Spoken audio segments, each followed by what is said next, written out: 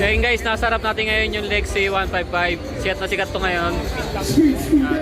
Bali hindi pa ako nakakita nito sa kalsada. Kiinan pa lang yung meron nito guys eh. Napaganda. Para siyang Gravis na NMAX. Mas maliit lang yung ano niya, yung gulay board din. Maliit lang siya, maliit. Tapos single shock.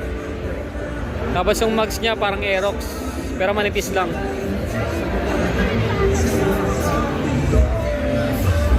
Ganda ng panel niya.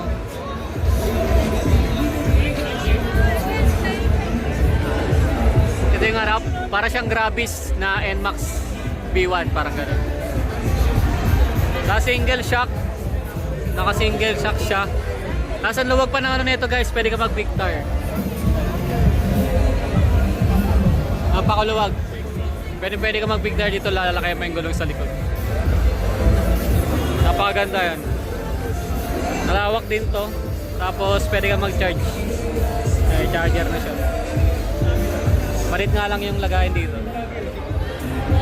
Ayun guys, yung mga kasama natin oh.